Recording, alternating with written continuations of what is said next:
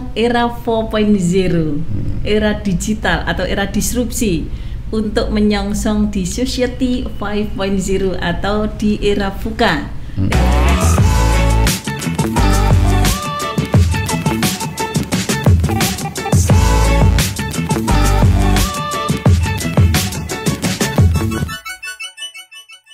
Assalamualaikum warahmatullahi wabarakatuh. Selamat siang pemirsa dimanapun berada. Saya Nani Nurhayati dari Kementerian Agama Kota Madiun bersama Kreatif Studio. Pada siang hari ini kita akan berbincang-bincang dengan Bapak Kepala Kantor Kementerian Agama Kota Madiun. Sebelum beliau menyampaikan, kita sapa dulu. Assalamualaikum warahmatullahi wabarakatuh. Bapak, gimana kabarnya? Waalaikumsalam warahmatullahi wabarakatuh. Baik, alhamdulillah sehat terus ya Pak. Alhamdulillah, apalagi masa pandemi yang penting sehat. Iya, alhamdulillah. Pemirsa, sebelum kita berbincang-bincang lanjut dengan Bapak Kepala Kantor, maka akan saya perkenalkan dulu CV beliau. Nama beliau adalah Abdul Wahid SAG MPD. Tempat tanggal lahir Jombang 15 Juli tahun 1973. Pangkat golongan pembina 4A. Jabatan beliau adalah Kepala Kantor Kementerian Agama Kota Madiun. Baru serah terima pada tanggal 2 Februari 2022. Dalam mengawali karir beliau, pertama adalah sebagai seorang guru PAI. Ini menariknya, nanti akan kita kupas habis bagaimana bisa sampai ke Kepala Kantor Kementerian Agama. Kemudian karir beliau ke pengawas, kemudian juga Kepala Seksi Pendidikan Agama Islam, kemudian juga lanjut Kepala Seksi Pendidikan Madrasah. Nah, sekarang beliau menjabat sebagai Kepala Kantor Kementerian Agama Kota Madiun. Bapak ini di usia yang begitu muda, istilahnya kan begitu muda, kelahiran 73, sudah mencapai di puncak karirnya di Kepala Kantor Kementerian Agama Kota Madiun. Mungkin ada strategi khusus Pak, yang mungkin nanti akan memotivasi para ASN Kementerian Agama Kota Madiun sehingga bisa mengikuti jejak panjenengan. Iya. Ya, terima kasih. Sebenarnya ya bukan muda lagi, sudah tua lah. Karena sudah menginjak akan 50. Iya, tapi kan kalau kayak saya sampaikan bahwa memang jejak rekam karir saya itu kalau dibilang cepat ya cepat, kalau lambat ya sebenarnya sedengan lah. Karena usia kita kan, saya itu kan 48. Jadi konsepnya itu kan hadis Nabi itu kan sudah jelas itu. Jadi kalau rezeki lancar, banyak sodako itu kan insya Allah lancar semuanya ya Pak. Kuncinya dua, yaitu ahli sodako dan ahli silaturahmi. Iya. Teman banyak, kalau teman banyak juga banyak rezeki, kan begitu konsepnya hadis Nabi itu. Tetapi kalau dalam hal karir di Kementerian Agama, yang penting adalah kita itu fokus pada pekerjaan, kemudian ikhtiar dan berdoa. Kita tunjukkan pada pimpinan bahwa kita ini betul-betul melaksanakan tugas dan fungsi kita semaksimal mungkin, dan hasilnya itu kita harapkan hasil yang bisa memuaskan, sehingga kalau pimpinan menilai kita kerja ini ada bagus dan hasilnya juga bisa menyenangkan semua pihak yang kita layani, insya Allah pimpinan itu melihatnya menilai juga lain itu. Iya, berarti kan intinya kan kita harus jalin silaturahim. Betul. Iya, jalin silaturahim. Iya.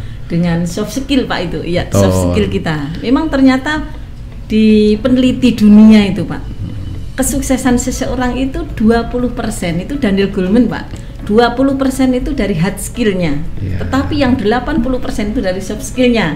Berarti panjenengan tadi silaturahim, sodakoh, ini kan soft skill yang harus kita tiru, apalagi kita sebagai ASN di Kantor Kementerian Agama Kota Madiun. Betul, betul. Sebagai Kepala Kantor Kementerian Agama Kota Madiun, mungkin ada program-program atau terobosan-terobosan yang sekiranya nanti untuk merubah ataupun melanjutkan program-program yang lebih bagus. Mungkin ada sesuatu yang akan kita tunggu-tunggu bagi ASN di Kementerian Agama Kota Madiun. Kira-kira strategi program-program apa yang nanti Bapak akan launchingkan, akan luncurkan di kita sebagai ASN Kementerian Agama? Iya. Baik, tadi kita itu di Kementerian Agama itu kan tugas kita melayani masyarakat, sehingga Karena visi misi kita itu kan memberikan pelayanan yang terbaik, cepat, akurat dan tepat. Nah ini, sehingga kalau sudah punya visi misi itu, maka segala sesuatu kita persiapkan.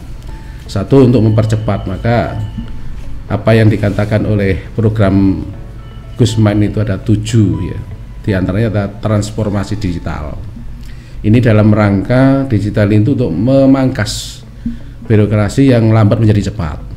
Termasuk kita nanti akan gunakan dan wajib memang TTE, sehingga tanda tangan elektronik itu kan untuk mempercepat pelayanan, terutama di haji. Iya. Jangan sampai kemudian pelayanan ini menunggu pejabatnya tanda tangan gitu. Kalau ada TTE cepat gitu, jadi 5 menit sudah selesai. Kemudian pelayanan itu nanti kita gerakkan, kita fokus pada penggunaan IT, sehingga untuk memangkas, jangan sampai kegiatan ini pelayanan pada masyarakat itu dibantu IT tapi tambah lambat. Nah, maka yang kita persiapkan ke depan itu adalah memberikan penguatan dan motivasi untuk seluruh ASN agar melek IT. Sehingga tidak ada ASN nanti dan tidak paham IT. Jadi sesuai dengan tusinya, dan mereka juga memahami IT yang untuk mendukung terlaksananya pelayanan yang berbasis IT.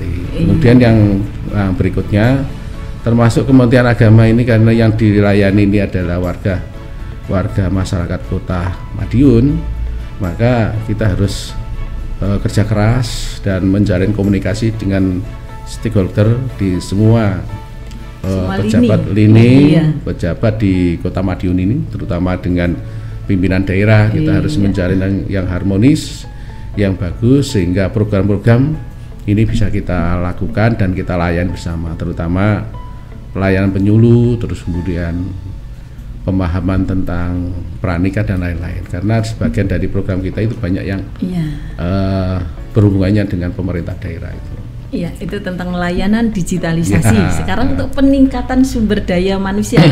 Memang sekarang ini zamannya sudah dikatakan orang era 4.0, era digital atau era disrupsi, untuk menyongsong di Society 5.0 atau di era VUCA, era ketidakpastian, begitu ya Pak? Iya. Sekarang begini, bagaimana Pak nanti kiat-kiat kita untuk peningkatan sumber daya manusia yang ada di lingkungan kantor Kementerian Agama Kota Madiun agar mereka sesuai dengan visinya Pak Menteri, yaitu tentang layanan digitalisasi. Berarti kan ada kiat-kiat khusus, strategi khusus untuk mendongkrak bagaimana mereka yang belum terbiasa dengan digital Pak. Ya, terima kasih. Ini sudah dari programnya Pak Kepala Kantor yang lalu, Pak Mun ini sudah mengawali. Jadi madrasah itu sudah digerakkan, dibantu oleh pihak ketiga, itu adalah untuk pelayanan IT, termasuk dari Pak Hanafi itu yang pihak ketiga itu madrasah sudah gerakan madrasah digital. Oh iya. Nah, ini didukung. Nah, ini Pak Hanafi ini mari kita undang lagi nanti ASN kita kumpulkan ya, kita minta Pak Hanafi pihak ketiga untuk memberikan pelatihan tentang. Nah, itu Pak mungkin yang ditunggu ya. Iya, pelatihan yang penggunaan IT, karena sekarang itu semuanya serba digital. Iya Pak. Jangan sampai ASN Kementerian Agama itu menjadi penonton, tapi harus jadi pemain yang ada di lapangan. Tapi yang paling penting itu berkarakter, akhlakul karimah. Nah, kalau sudah berakhlakul karimah ini kan modal dasarnya ASN. Setelah itu dikembangkan pemahaman dan penguasaan IT. Saya mengharapkan ASN ini IT seperti makanan setiap hari ya. Jadi begitu bangun tidur, buka HP, buka IT sudah bisa. Buat aplikasi terutama. Ini ASN kita itu kan hanya pengguna aplikasi, belum bisa membuat aplikasi. Ini Pak, makanya nanti kan ada motivasi, ada motivasi, ada pelatihan dalam rangka peningkatan sumber daya manusia. Seperti WA ini kan kita kan pengguna WA, bukan pembuat aplikasi WA. Gojek juga gitu. Lah, bagaimana ASN ini menguasai IT, pandai membuat aplikasi. Ini sebagaimana kemarin itu waktu anugerah madrasah digital di Fasa Hotel itu, kami terinspirasi apa yang disampaikan oleh Gubernur, bahwa sekarang orang itu, murid kita harus kita gerakkan paling tidak paham tentang IT. Kalau sudah punya IT, mereka mau kemana itu bisa. Contoh, siswa di Tuban itu kelas 2 sudah pandai berdagang. Jadi dia pandai membuat karikatur, gambar-gambar itu dijual. Banyak remaja sekarang ini kan generasi milenial. Mereka dengan gadgetnya, mereka dengan aplikasinya bisa menghasilkan. Malah mengalahkan kita. Iya, makanya kita ini dari miliarder itu yang ada di. Kita terfokus pada pekerjaan yang didukung oleh IT. Mereka sudah bekerja di rumah. Maka kita tidak bisa menduga ya. Giant itu perusahaan besar, raksasa, tapi hancur tuh karena kalah dengan IT. Gojek, taksi dulu Surabaya ratusan, sekarang gulung tikar semua, kalah dengan Gojek. Dan ini kalau siswa kita, ASN kita hanya duduk termangu tidak menguasai IT, ya kita makin kalah cepat perubahan ekonomi, status sosial dengan mereka-mereka yang menguasai IT. Makanya meskipun di era digitalisasi ini teman-teman yang ada di Kementerian Agama memang harus meningkatkan sumber daya manusianya. Tetapi untuk madrasah pembinaan karakter ketokohan Saurida Ladang itu dibutuhkan guru. Makanya berarti begini ya Pak. Dan ini yang tidak bisa diwakili oleh IT. Makanya tetap harus ada tatap muka meskipun dalam masa pandemi ini dibatasi, tapi murid itu perlu figur. Betul. Tokoh Saurida Ladang karena dari pihak guru. Ini yang tidak bisa diwakili oleh IT. Makanya di zaman ini Pak ya, kita tidak hanya butuh orang cerdas, orang pintar, tetapi dibutuhkan orang yang berkarakter. Karena sekarang ini kita akan membangun karakter building yang ada di lingkup di Kementerian Agama. Mungkin upaya-upaya nanti bagaimana Pak sampai nanti ke lini yang paling bawah di siswa kita, mulai dari pimpinan paling atas sampai mungkin ada upaya-upaya yang akan kita ambil langkahnya gimana Pak itu nanti? Ya langkahnya kita nanti itu. Kita bisanya karena DIPA kita kan terbatas. Ini saya harapkan ini semua konstituen, semua JOFU, karyawan ASN ini harus belajar mandiri untuk menguasai IT. Dan nanti saya selaku kepala kantor akan mengupayakan mungkin ada pihak-pihak orang ketiga yang bisa memberikan pendidikan, pelatihan tentang IT ini dengan biaya yang sangat murah. Ini yang kita tempuh biar ASN kita itu diberitahu, dilatih mana IT itu yang bagus, manfaat untuk kita, mana yang tidak. Karena begini, jadi ada kalanya kita itu diperbodoh oleh IT. Contoh nge-game ya, nge-game itu anak-anak nge-game mulai kelas MTS SMA ya, alias sampai orang yang sudah lulus ini dibodohi oleh gym. Jadi bayangkan ini ada orang yang punya hutang banyak, rumahnya dijual gara-gara nge-gym. Tak tanya loh kok iso entek bagaimana itu? Ya karena main tembak-tembakan, belinya jaket anti peluru, jaketnya jaket kamuflase, tapi duit uangnya pakai duit asli. Sebetulnya dengan adanya IT ini untuk mempermudah pekerjaan kita ya Pak. Tetapi kalau mereka salah menggunakan, dia akan menjadi korbannya. Menjadi korban gitu, IT. Makanya kan berarti kan SDM kita harus diberikan pengertian seperti itu. Apalagi siswa-siswa kita. Ya harus. Iya, mereka kan punya mimpi besar, punya cita-cita. Jangan sampai nanti tergagalkan harus dengan diberikan pemahaman. Pemahaman. Mana IT. Jadi IT itu kita yang menggunakan. Jadi kita itu jangan sampai diperbudak oleh IT. Kadang-kadang kan anak-anak itu IT digunakan untuk kesenangan. Malah justru sebetulnya kita itu sekarang ini kan untuk pembelajaran ya Pak. Sekarang kan ada model pembelajaran hibrid. Model pembelajaran ini mengkolaborasikan antara daring dan luring. Nah makanya dengan daring inilah makanya anak-anak bagaimana memaksimalkan dia belajar IT-nya agar dia bermanfaat nanti untuk kedepannya. Karena kita belum tahu nanti itu sampai kapan yang namanya pandemi ini akan berakhir ya. Makanya ini pembekalan bagi ASN Kementerian Agama, para peserta didik dimanapun mereka berada, bagaimana memanfaatkan IT untuk masa depannya. Kemudian begini Bapak, sekarang kan ada programnya Pak Menteri itu juga moderasi beragama. Mungkin strategi untuk menanamkan di lingkup Kementerian Agama tentang pemahaman moderasi beragama itu nanti bagaimana Pak? Ya. Tetap dalam situasi kegiatan apapun kita harus melibatkan dan memberikan materi itu. Jadi kegiatan BIMTEK, kegiatan workshop, kegiatan KKM, KKG. Di sela-sela itu wajib materi moderasi beragama kita sampaikan. Ya, karena kita tidak lepas ya Pak. Di lingkungan masyarakat ini kita akan bergaul dengan berbagai macam paling agama. Tidak, ya, warga kita ini bisa dan paham moderasi beragama, termasuk saling menghormati, saling kerjasama. Mungkin tidak hanya paham aja Pak ya, mungkin juga pada saat dia bisa menerapkan dalam perilaku sehari-hari ini akan menjadikan contoh bagi masyarakat. Orang Kementerian Agama aja bisa, kenapa kita tidak bisa, kan begitu ya Pak? Terutama penyuluh, perannya penyuluh itu sangat penting, mereka mendewasakan masyarakat. Karena mereka yang dekat dengan masyarakat, mewakili Kementerian Agama, bisa mensosialisasikan tentang moderasi beragama. Speaker kita itu kan penyuluh. Para kiai-kiai itu akan menyampaikan. Jadi moderasi beragama itu kita sampaikan pada masyarakat dan kita contoh kepada masyarakat bahwa agama Islam ini rahmatan lil alamin. Bukan suatu agama yang menakutkan. Iya betul, betul Pak. Bukan itu agama yang kasar. Berarti kan guru-guru pendidikan agama juga dibekali bahwa yang namanya agama Islam itu adalah rahmatan lil alamin, bukan milik organisasi, bukan milik pemahaman satu kelompok, kan begitu. Sehingga nanti akan terwujud yang namanya kerukunan umat beragama dan juga moderasi beragama. Itu kalau tradisi zaman Nabi itu kan diajak dialog. Jadi kalau ada orang yang tidak paham, tidak mengetahui tentang agama Islam, diajak dialog, diajak diskusi dari hati ke hati itu. Makanya salah satu contoh Umar bin Abdul Aziz itu dulunya kan mentang-mentang itu, membongkar gereja dan lain-lain itu. Tapi begitu dengar Umar langsung dikasih tulang digaris lurus supaya adil, tidak mentang-mentang, tidak menang sendiri. Jadi moderasi beragama itu menjalin kerukunan dari semua agama.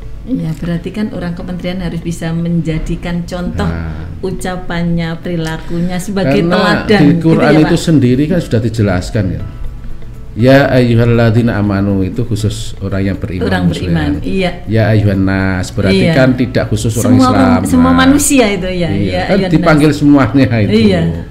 Tapi semuanya tandiki kan pengadilan Allah itu.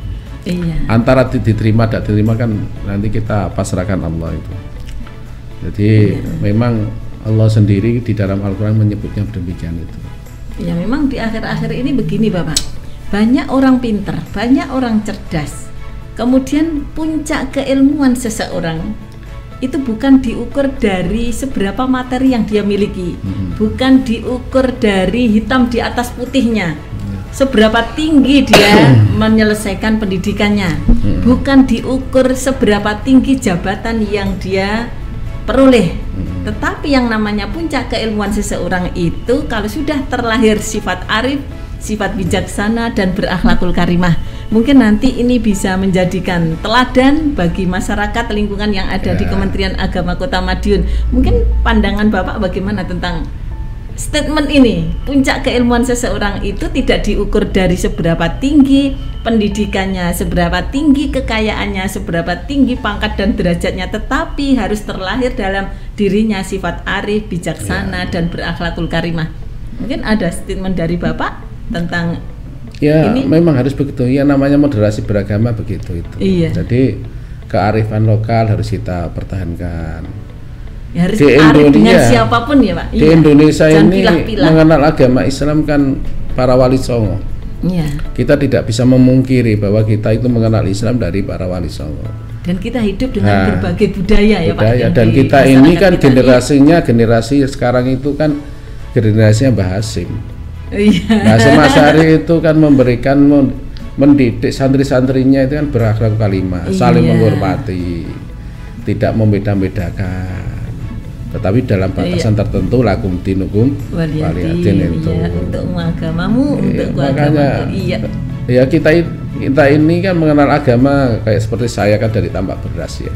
Saya dari Darul Ulum Pak, sama. Itu kalau di pondok itu kan arif.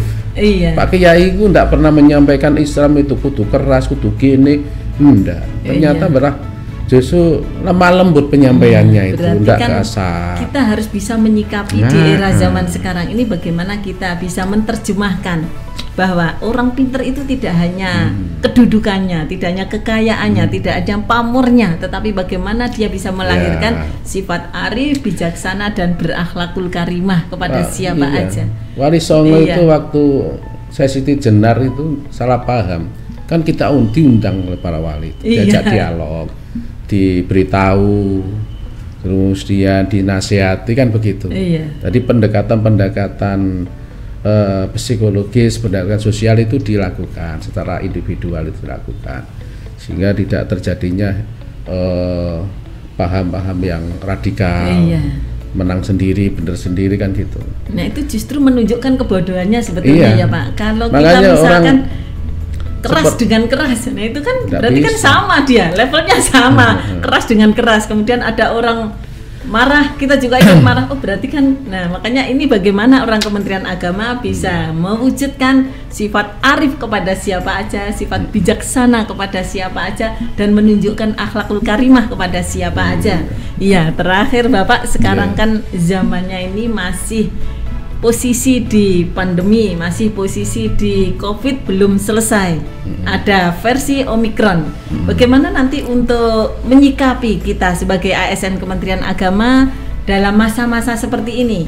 Karena di mana-mana itu kan ledakan yang sudah banyak sekali. Mungkin nanti kan kita yang sebagai orang ASN di Kementerian Agama, nomor satu adalah jaga yang namanya bagaimana mengutamakan kesehatan, keselamatan. Itu nanti bagaimana Pak strategi kita sampai ke nanti di lembaga pendidikan yang ada di Kementerian Agama. Karena kan ini sesuatu yang belum pasti kan gitu. Dimasukkan, tahu-tahu nanti. Nah, itu bagaimana Pak selaku Bapak sebagai pimpinan untuk menyikapi ini Pak? Kita masalah kesehatan itu harus patuh pada tim gugus COVID. Dalam hal ini kan sudah dibentuk oleh Pak Wali. Oh iya betul. Iya, kita masyarakat Kota Madiun ya harus patuh kepada aturan pemerintah. Tim gugus COVID. Karena kita ini masalah kesehatan kan tidak paham. Omikron betul. ini kan wajahnya dan warnanya tidak kelihatan gitu. Tapi ya, dampaknya Pak, ada. Kan, nyatanya banyak orang mati gitu. Nah, tak dulu bentuknya seperti orang itu gampang kita hindari, langsung lari kan gitu. Tetapi di sini kan tidak kelihatan. Kayak makhluk gaib ya. Tidak kelihatan tapi dampaknya ada. Nyatanya banyak yang meninggal ya karena ya sedikit sesak-sesak terus meninggal dunia. Itu mungkin Pak, mereka itu kan terlalu nekat. Masa ada begitu ya, menguji nyali, kelihatannya begitu ya. Yang satu kita aturi protokol yang setelah dicanangkan oleh tim gugus. Kalau kemana-mana bawa masker, bawa hand sanitizer, sering cuci tangan, hindari berkerumunan. Kalau bisa ya sementara tidak usah jabat tangan dulu karena virus itu kan nggak kelihatan. Kan nggak kelihatan. Bukan berarti kita memutuskan silaturahim ya Pak, karena di situasi ini kan memang harus saling menjaga. Nggak tahu mana yang sakit, mana yang tidak kan kita juga nggak tahu. Yang paling bahaya itu Omikron itu kalau berwujud manusia. Nah ini yang paling bahaya. Ada Pak itu? Andai kata ada. Andai kata ada. Iya. Jadi kita madrasah itu nanti sesuai lah kita di pengumuman. Ya kalau sekarang pemerintah. Madiun ini level 1 ya, maksudnya 50%. Kalau ada yang berdampak langsung lockdown. Oh gitu, iya. Kantor ini juga sama. Ini kemarin edaran dari Mendagri kan itu. Iya. Yang usia tua 50 ke atas sudah aja enggak usah masuk. Daripada nanti sakit tambah penyakit, tambah lorong, tambah mati. Kasihan ya Pak. Kasihan lah, si nom-nom masih masuk. Betul, yang muda-muda itu yang diperdayakan. Iya, bukan diperdayai tapi diperdayakan karena mereka punya masa masih panjang untuk peningkatan karirnya dan kompetensinya. Iya. Tapi mudah-mudahan ini haji ini tahun ini ya Omikron yang segera hilang. Dan itu doa kita bersama ini. Kasihan itu teman-teman yang sudah ngantri. Antriannya kan udah panjang itu ya Pak. Iya. Kalau nanti diundur-undur itu kan ya kasihan nanti yang nunggu itu sudah sekarang berapa tahun Pak kira-kira itu? Udah 2 kali tidak berangkat. Ini kalau ini tidak tahun ini nanti tidak berangkat ya 3 tahun. 3 tahun. Penumpukan semakin ngantrinya aja kan udah lama sekali ya Pak. Kita mau daftar tahun ini kalau berangkatnya itu kan sudah nanti tahun berapa? Makanya kemudian kemarin ada ada isu-isu yang Arab Saudi buat apa namanya itu Hajar Aswad, ya itu kan isu sampai menunggu kangenan itu. Jadi semakin lama dampak ya banyak orang yang memanfaatkan untuk terjadinya krus. Iya Bapak, untuk silaturahim bincang-bincang siang hari ini mungkin sampai di sini, nanti akan kita lanjut di episode berikutnya. Pemirsa dimanapun berada, kita dengan Bapak Kepala Kantor Kementerian Agama telah berbincang-bincang tentang kegiatan, tentang program dan lain sebagainya. Semoga bermanfaat bagi kita semua. Saya Nani Nurhayati selaku pemandu acara mengucapkan terima kasih yang sebesar-besarnya. Wabillahi taufiq wal hidayah wa ridha wal inayah. Wassalamualaikum warahmatullahi wabarakatuh. Waalaikumsalam.